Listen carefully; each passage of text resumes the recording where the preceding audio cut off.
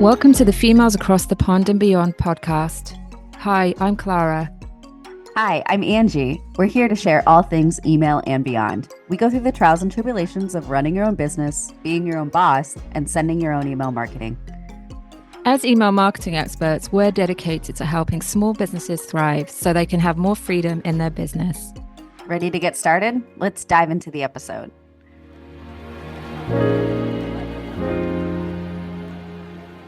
Hi, everyone. Welcome to our episode today. So how are you doing, Angie?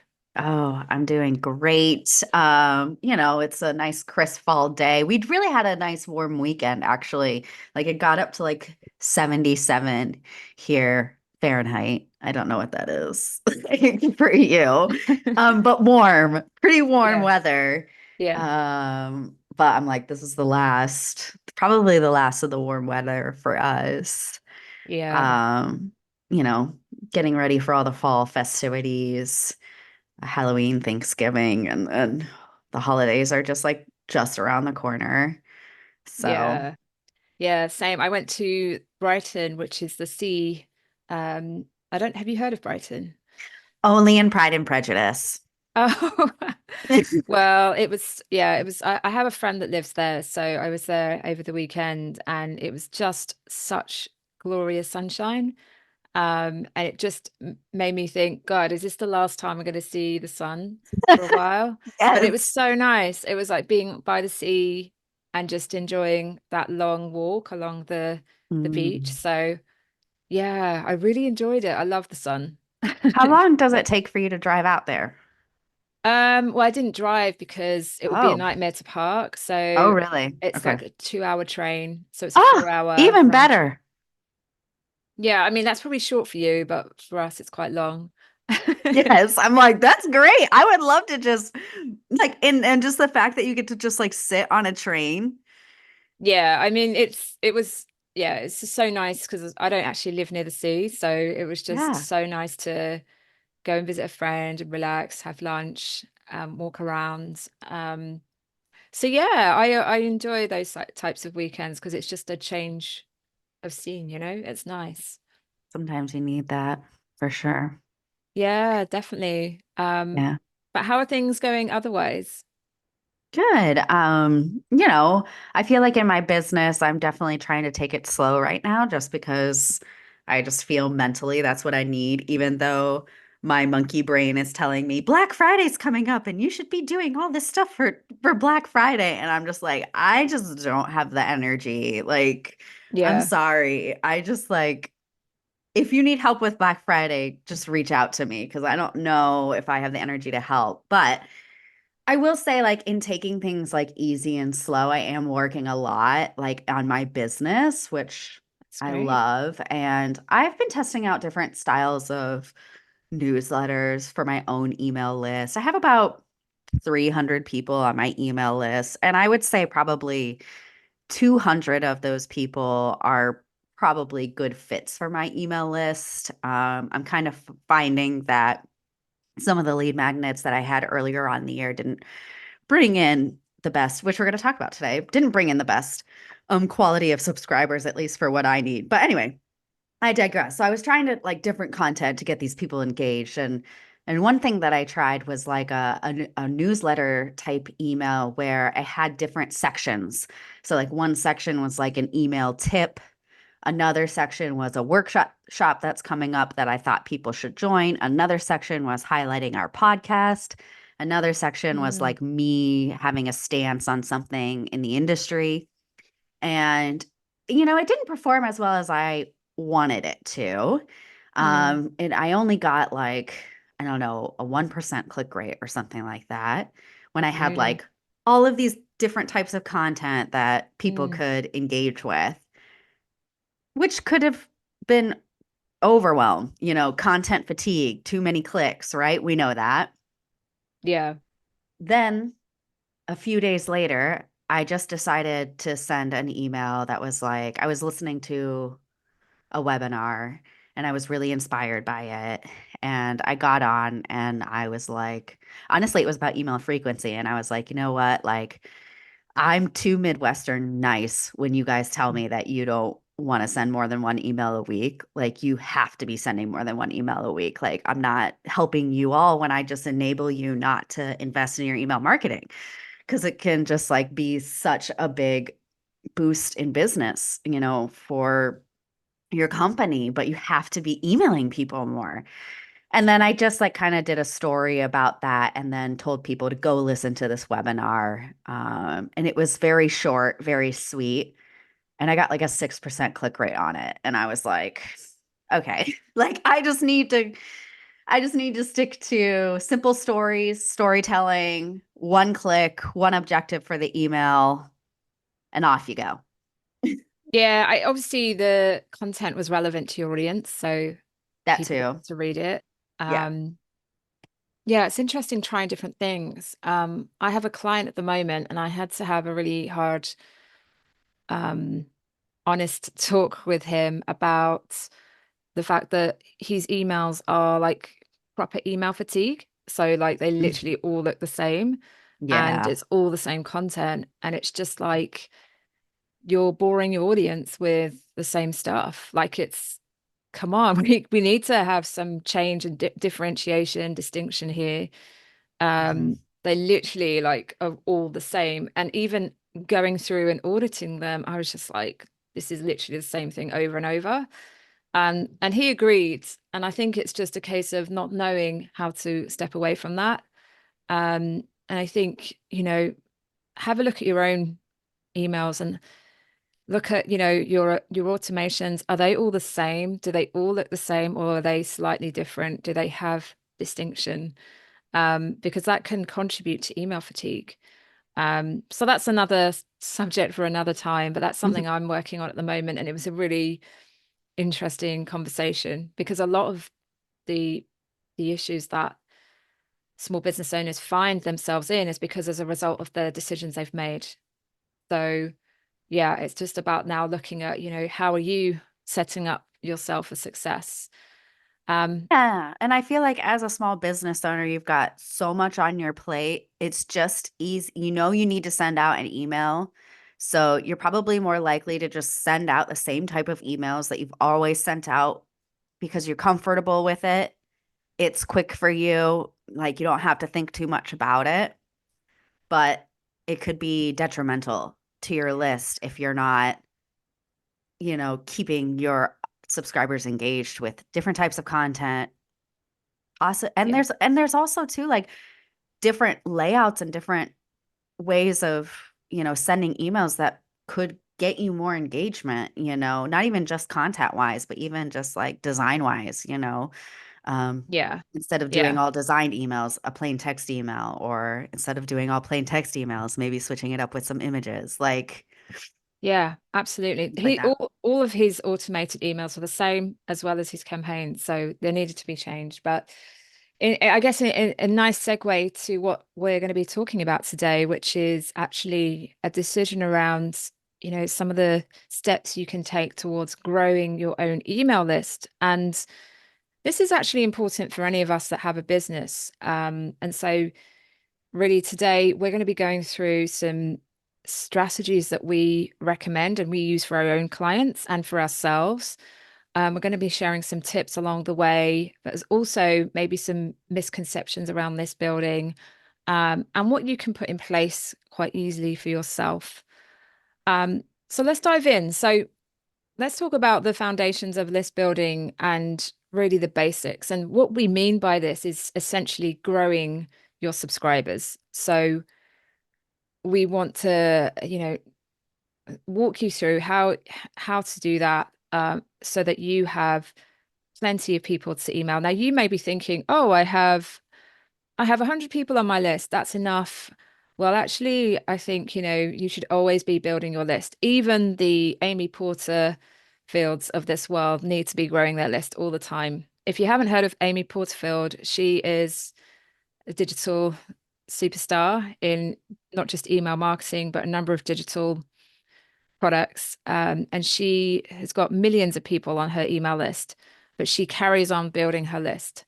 Mhm. It's a really basic, but important part of email marketing. Um, so Angie, why should someone sign up for your list? Why should they give you their email address? Well, we always want, so I think, one thing to mention too, which this comes back to, is we really want people coming onto our list who are most likely to buy from us. That's why you'll hear, list size isn't always your number one priority. It's more about the quality of the people who are on your list, because you and I have both been in email accounts of 10,000 subscribers who are getting 10% open rates and 0.2% click rates, And to us, that's like, okay, you may have the numbers on your side, but obviously these people are not a right fit for your product, or, you're not sending them the right content, whatever it is. Yeah, So, that's it's not good, by the way, those numbers. no, those are horrible. Um, and on the flip side of that, you could have, well, for service providers, you could have 100 people on your list and you could still do a 5-figure launch of your course, possibly with that, if you have the right people on your list, right? Which I've also seen. Yeah. So how do you get people onto your list, and how do you get high quality people on your list who are most likely to buy from you? It's all in what you are offering them to get onto your list. We need to have an exchange of energy in order to get someone's email address. It's only right.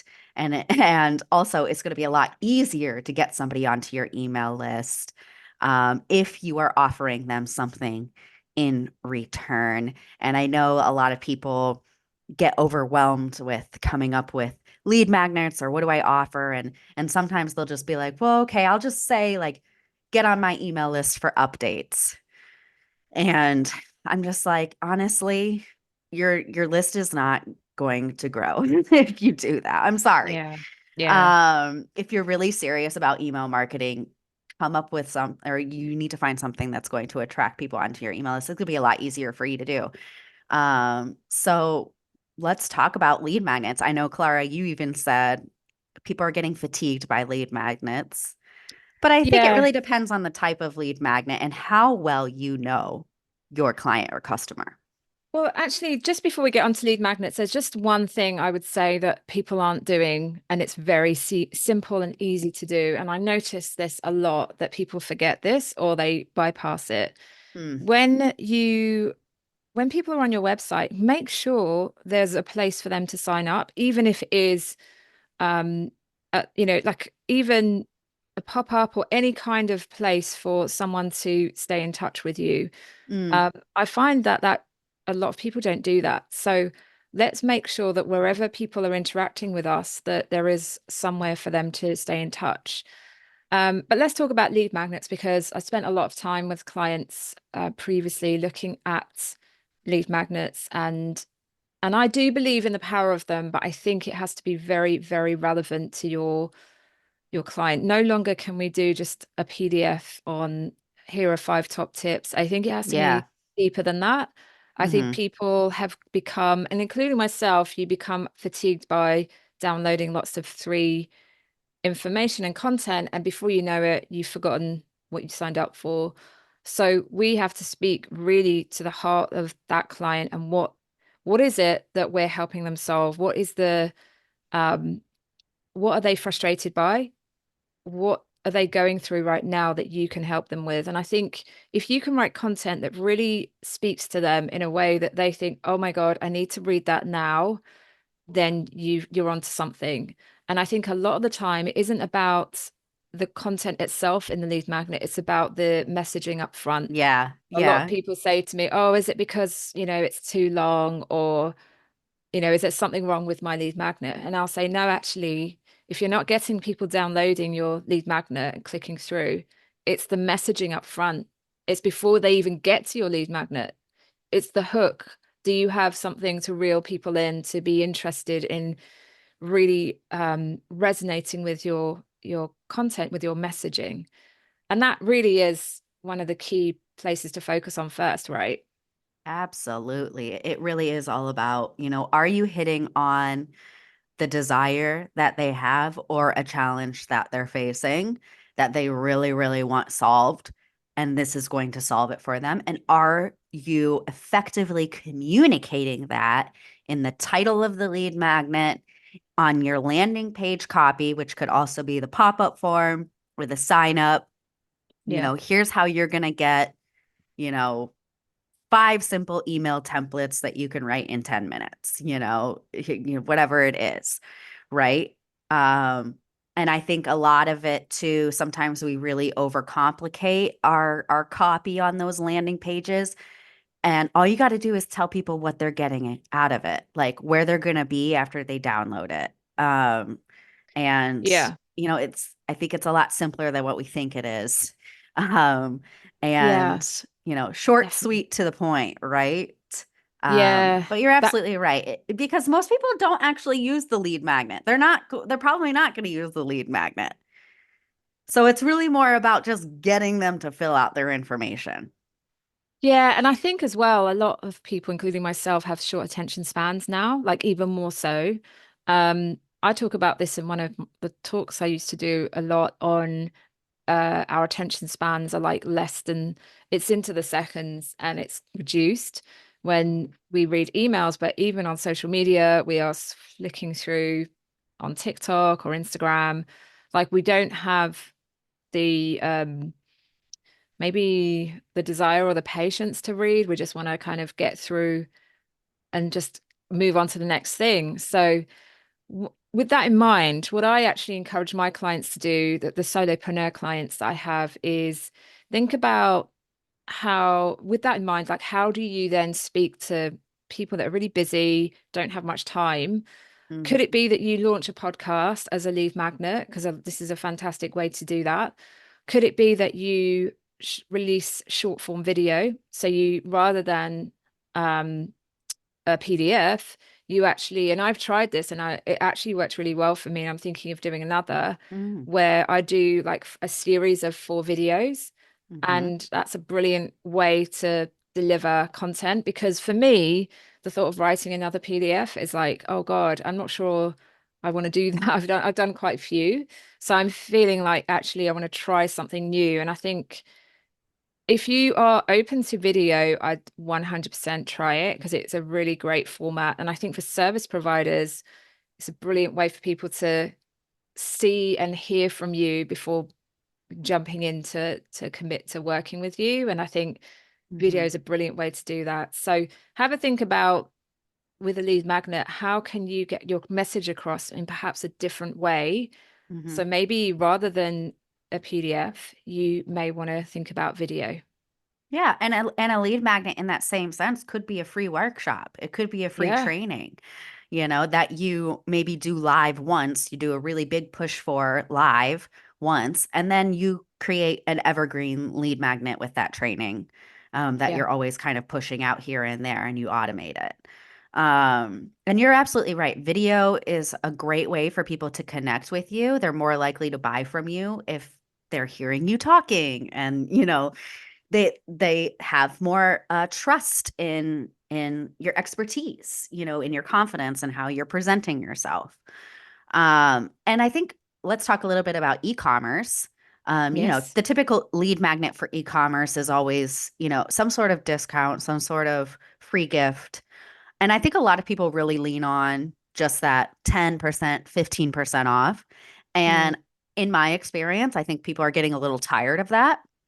yeah, But that doesn't mean that you can't still offer the offer can't still equal 15% off. I think it's about being more creative again in the copy of how you are presenting the offer. So, for example, I had a client where she was like, okay, like I want to offer 15% off, but mostly I offer $50 off orders of $200 or more. Her average order value is over $200. So her typical item is, 200 and something or 300 and something. So it's okay to have that minimum. And when she offered just straight up 15% off, we got a decline in people signing up for the email list than when we offered $50 off your order of $200 or more. And it's because people perceived the value differently. They perceived $50 off as a Yeah. bigger dollar amount than 15%, when actually, because some of her items are $300, $400, 15% off would equal more than $50 in some instances. But again, it was the perceived value. So, Mm. we just ended up going with $50 off. I think a lot of people too, free shipping. A lot of people put, like, if they have free shipping of orders over $24 or $50, they kind of put that at like a top bar. I'm like, try to Mm. use that as your lead magnet, because Yeah, free shipping is very attractive to people these days. definitely. Yeah, especially coming up to Black Friday. Like I wrote a blog recently on Black Friday and I talk about, ways to drive through Black Friday through to Cyber Monday. Yeah, free shipping is like a great lever for that. And I think it as well, think about, with e-commerce, think about, are there any kind of low level, low cost items you could give as Mhm. a because so what I mean by that is and let me bring this to life with an example. When I worked in fashion, we did a free scarf if you spend over 150. Nice. So the scarf itself, like if you work out the maths and work out that it's not going to cost you a fortune to send. But what that scarf did was people loved the scarf and they want it alongside spending money on a new coat, for example. So it worked really well. I think you've got to try different things as an e-commerce brand. What is it that you might be able to send out as a free gift? Mhm. I know that in like supplement companies, they do that a lot where they send you a sachet, like a trial of a new supplement. So you get the feeling of perceived, well, you are getting more value. Mhm. Um, so we are more savvy now, and we, as customers, we want, we expect more from our brands. And I think as business owners, we need to think about how we can satisfy those demands. Um, and for service providers as well, there's ways we talked about how you might be able to offer content through different mediums, for example. Um, and ultimately, this is all about building your list. And Yeah. you know, what we want to actually have a quick mention about this, because it's really important actually that a lot of people think you need to have millions of people on your list. And you need to have it for service providers, particularly, you need to have the right people on your list because it's really more about quality over quantity. Mhm. But my view for e-commerce is depending on your price point, if you have kind of, if it's not high-end luxury, then I'd say volume and quality are important, but you Yeah. probably need to be focusing on the volume. You need that Yes. volume. Um, Yeah, especially with like low average order items, people yeah, don't need to think about making that decision. It's a quick no, decision and they're okay maybe if they even make the wrong decision. Like, so I agree yeah, with you. Like at the end of the day, like if you're an e-commerce brand that has like 100 people on your list and you're emailing me and saying, I never get a conversion from my email list. I'm like, well, that's because, I feel like the averages tend to change, and really you want to look at like what is the average for your industry. But a lot of times I see, as far as placed order rates, which is how many orders are placed, um, with the number of people within the number of people that have received your email, right? So if you have 150 people receiving your email, how many of those people are likely to order in an email? It's 0.1%, which is one out of every 1,000 subscribers. So if you think about it that way, it's like if I have a list of 100 people, I need to send 10 emails and then that's when I'll get a yes. It's like how many no's to a yes, right? yeah, On yeah. average in e-commerce. So Mm. it does pay to get more quantity in e-commerce so that you actually have more of a chance. Now that doesn't mean that you can't get like, more people at 600 or 500, but it's just going to be more likely that people are going to buy from you the higher numbers that you have. Yeah, and that kind of leads to the point around this activity around list growth isn't just one off. This has to be particularly Constant. I'd say for both service and Oh e-commerce yeah. brands, but Mm-hmm. particularly where volume is concerned, I would say you need to be building your list all the time, it's Yeah. constant. And you want to automate it as much as possible. Remember, we don't want you to be doing a lot of this manually. Like we need systems and platforms, and there's a lot you can do within your own email platform. But we need to refresh the content sometimes. It may be that you're not getting as many signups, and therefore maybe the subject of the lead magnet is no longer as appealing. Um, think about go back to, if you're struggling to think about what could you do next, go back to what is it, forget what other people are doing, go back to what is it what's going on for your ideal client and what are they struggling with? What's on their mind right now, and how could you help them by offering them a piece of content? Could it just be that let's say that they're struggling with social media, for example. Could it be that you give them 5 real ideas and actually give them the template, or um, Yeah. Make it walk them easier for through? them. Yeah, so that it's like a plug and play. Think about what would they need to get ahead in their business. And if you Um, don't know, send them an email and ask them, yeah, right? yeah. That's I the know for best thing to do. Yeah, I know that actually for all my lead magnets, the email list one, which I did at the start of my business, is still like the best performing one, because I think people get stuck when it comes to building a list, and I get it. Well, I get it. It takes work, and actually what's challenging about list growth is it changes all the time, and um you kind of have to be thinking about how can I be relevant and stay relevant to my audience, and what can I do differently? Because as more competitors come, into the space, they're offering and saying the same thing. How can you stand out and be different? um, you know, Attract the right clients.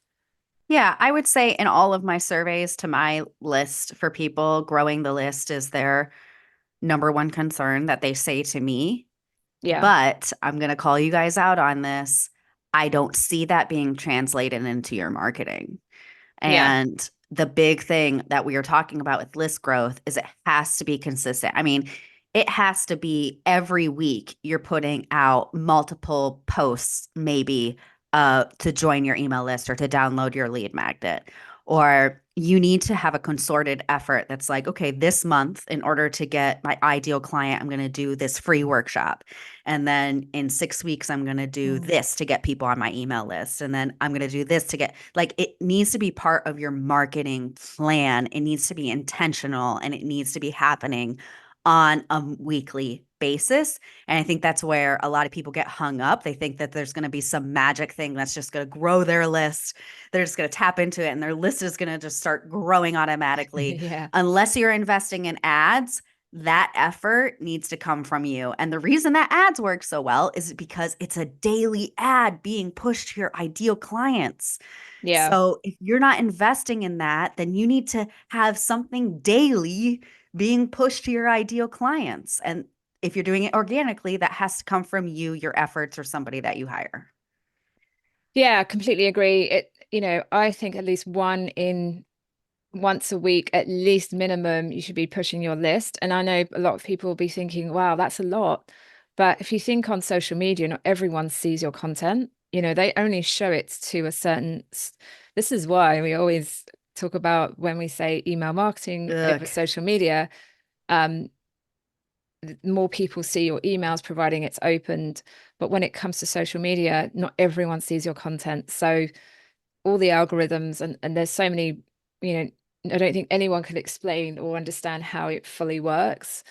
But just know that you need to work quite a lot harder on social media for people to see your content, unless you're doing ads and then you're paying for it, and therefore, you're more likely to get the speed of building your list quicker than doing it organically. So And you'll see a faster return. That's why yeah, ads and email marketing working together, like you do yeah, get a return on investment. You have to make that investment up front, but you will get your money back, or you should get your money back if you're working with people who know what they're doing, right? Yeah, yeah, Um, exactly, exactly. So and there's a lot of email marketers that say eventually they believe every business just needs to be investing in ads. I don't know if I agree with that. I think that if you do really well on social media, you have a large following on Instagram. It's really easy for my clients that have like six-figure followings on Instagram to build their email list. They can just do one post and they get like 100 people signing up. But that's not the reality for a lot of people. yeah, exactly, exactly. Let's talk about then, so once people are on your list, Hmm. how do we keep people engaged? And I think there's sometimes an expectation that people think, oh, they've downloaded my lead magnet and it's literally the next email I send, I'm going to get the sale. And it doesn't always work like that. Remember, we have to take it a step at a time. And if they've downloaded your lead magnet, it's a great step forward because they've put their hand up to say, I'm interested in what you have to say and I'm willing to give you my details. So I think really one of the things about list building is that people are a bit more savvy about who they share their data with now. And so if they are giving you their details, you want to make sure you look after that. And, we want to make sure that you're GDPR compliant and, you've had permission from them to email them marketing emails. So, we've had GDPR in place now for a few years, and we just want to make sure that when we are collecting opt-ins, so people giving them your their details, that you are being really clear about what you're going to do with that data. So, you can just have a simple line to say, by signing up to this XYZ lead magnet, you will be receiving a weekly newsletter on on a specific topic. So be clear about what people are going to get by signing up to receive your lead magnet. There's no need to hide behind that. There's no need to be, shady about this. We just want to be upfront and transparent. So make sure you're doing that. But then, Angie, what happens then? Have you come across the scenario where people get people on their list and then don't do anything with that list? Oh, all the time. I would say that's a lot of my DIY clients. They have Yeah, the hardest time actually emailing or staying on a consistent schedule, either emailing their list or even putting up a welcome flow. yeah. But the thing is, it's like for me, what's the point in getting people on your email list if you're not going to email them? They're going to fall Oh, off and all of that effort is going to be wasted. yeah, So I actually always tell my clients start emailing your list. First off, there are people on your list right now who probably would buy from you, and it's going to be a lot easier to get a sale from them than like somebody brand new. yeah, Start emailing your list consistently. We want you to be doing more than once a week, but twice a week. Get in that consistent cadence. Make sure yeah, you have a welcome flow set up, even if it's one email, two email, three email, build on it as you can. And then once you get into that regular cadence and you feel comfortable sending consistent emails and you're doing a good job at it, then have a really good concerted effort on building your email list so you know that your efforts are not going to be wasted and you're going to make the most of it and make more money from these people coming onto your list. yeah, exactly. That welcome email must be received when someone signs up to your lead magnet or some kind of email to thank them and say, you can deliver your lead magnet through the email. Sometimes Hmm. people do it instantly. So you might provide your details and then it pops up and that's the lead Hmm. magnet. I Yeah. personally like to get people into the habit of opening my email and looking Yeah. out for it because it's good for Hmm. deliverability. So I actually deliver my lead magnets through emails. Yeah. So once that's done, you know that they're going to recognize your email and look out for future emails. But that first email is a thank you slash welcome. And you can talk about, here's your free guide or video, whatever it is. And then leave it at that. Don't sell in that email. Like you don't need Yeah. to, because that's simply just delivering. All that email needs to do is to deliver the lead magnet and thank them. Like you don't need to do any more. Unless you are e-commerce, I will say, unless you are Yes. e-commerce and you're delivering like a discount, Yeah, you can That say, here we email go. is going to be your highest grossing email, Yeah, hands down. yeah, yeah, So I do suggest for people to at least put like maybe their hero product as the image, or like here's a link to our best sellers to kind of guide people. If you know anything about them, here's a product that. But yes, but keep it very simple. Make it mostly about the lead magnet if it was a discount, and make it easy for them to click, go to the website and yeah. use it, right?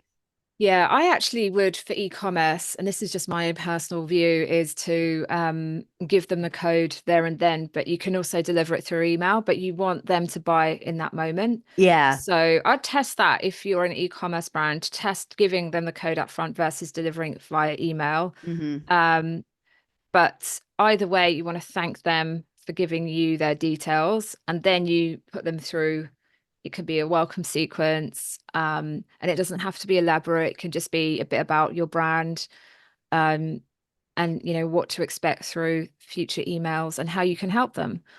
Um, we can't just build the list, which you've done a lot of work to get people onto your list and then forget about them. We want to take care of them. It's like inviting people to your house for a party, but not bothering to open the door. Like we want to invite people in and make them feel welcomed. Want to hand them a drink. You Yeah, want to see look what they after them. need. Are they Yeah, you want to hungry? start to build a relationship, right? Yeah, yeah.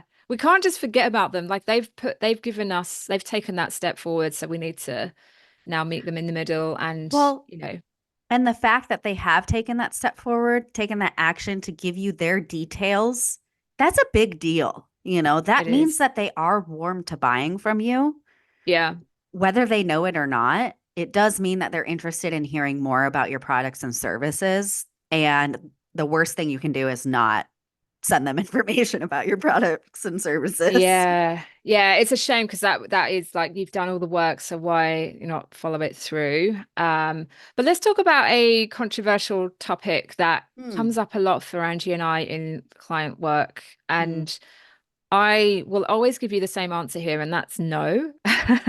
And I'm sure Angie will guess what I'm going to talk about now, which is buying lists. So this essentially means that you are going out to buy data that you haven't acquired yourself. So you haven't had anything to do with receiving consent from these people. And they could be anyone. They could be from anywhere in the world. We don't actually know. It's problematic, right? Yeah, absolutely. I think there's a few reasons for that.